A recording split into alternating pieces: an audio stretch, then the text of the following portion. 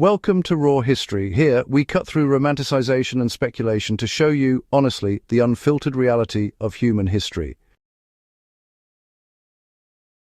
Indigenous peoples across North America did develop sophisticated wood treatment methods adapted to their regional environments, but, understanding these techniques requires separating documented practices from romanticized claims. Charring and controlled burning were used to facilitate cutting and smoothing, demonstrating ingenious problem-solving. This innovative use of fire remains an important aspect of Native American woodcraft. The challenge really lies in determining what these techniques actually accomplished and how they compare to contemporary European methods of the same era. The specific techniques varied dramatically from region to region.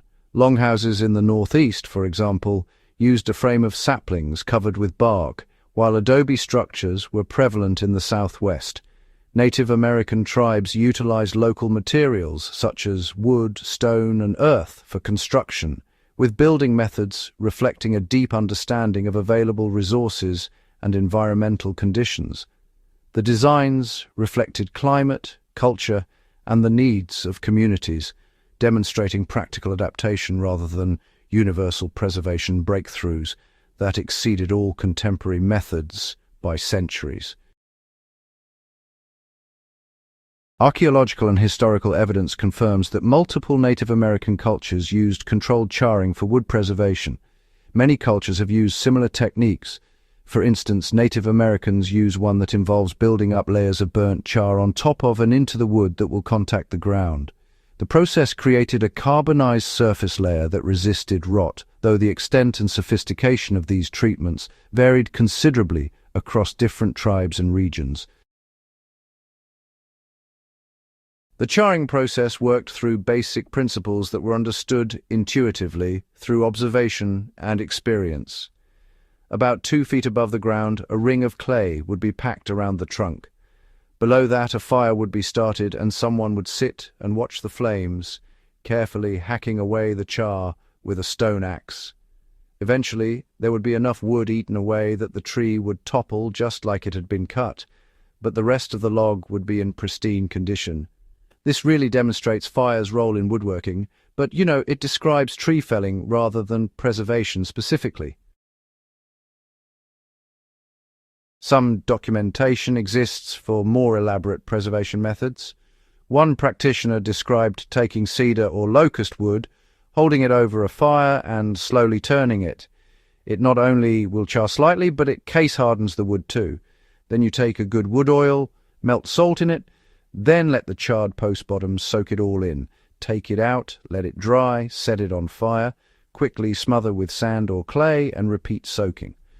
This multi-step process created more durable protection than simple charring alone, though documentation of widespread pre-contact use of oil salt treatments remains limited.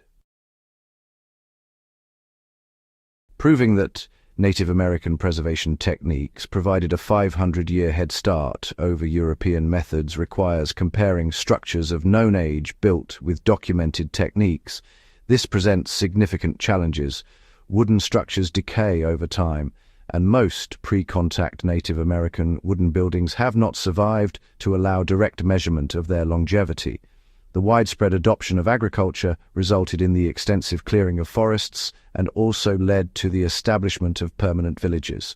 Looking to build sturdy structures for their more sedentary lifestyles, many Native American tribes began to use tree products when constructing houses and other buildings.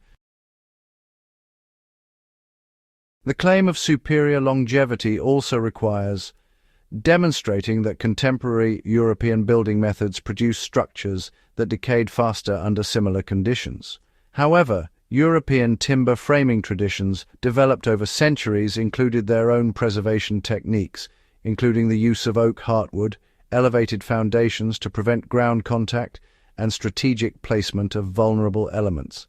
Medieval European timber buildings surviving from the 14th and 15th centuries demonstrate that their construction methods also achieved remarkable longevity when properly executed. Comparing preservation effectiveness requires controlling for multiple variables: wood species, selection, environmental conditions, construction details, and maintenance practices. Indigenous communities often demonstrated a deep understanding of the properties of local materials, utilizing their strengths while working around their limitations. This knowledge-based approach to material selection provided genuine advantages, but quantifying these advantages as a 500-year head start lacks supporting archaeological data. The diversity of Native American cultures across North America produced equally diverse building and preservation practices. Traditional wooden houses in some regions used specific indigenous and endemic trees selected for natural decay resistance. Studies examining traditional houses across multiple time periods have documented 32 species of mostly indigenous and endemic trees used in construction, demonstrating sophisticated wood species knowledge that developed over generations of observation. So, climate dramatically influenced preservation needs and techniques. Houses in colder climates often prioritized insulation and protection from harsh weather, Warmer climates, on the other hand, focused on ventilation and natural cooling techniques, which really showcases the sophisticated relationship between architecture and environment. The choice of building materials was based on accessibility, durability, and cultural significance, creating regionally specific solutions rather than, universal preservation methods that could be applied across all environments.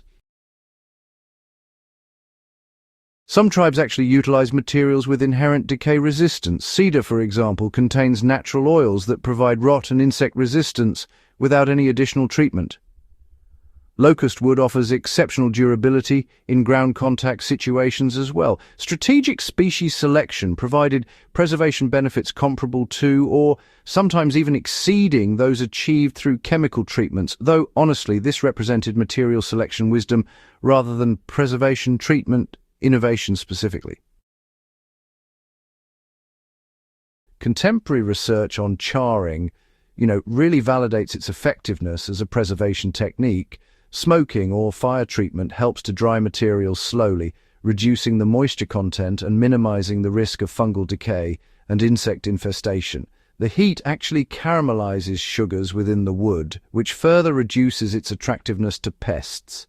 Charring the outer layer through fire treatment can, in fact, increase durability and strength, especially when used in outdoor applications, as the carbonized surface becomes more resistant to water. However, research also identifies some limitations. Fire treatment requires careful control to avoid burning or overcharring the material.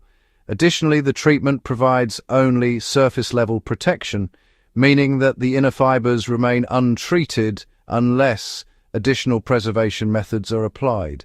This explains why more elaborate techniques involving oil soaking and repeated charring produce better results than surface charring alone. The comparison to Japanese Shou Sugi Ban demonstrates that charring techniques actually developed independently in multiple cultures, suggesting practical discovery through experimentation rather than unique indigenous innovation.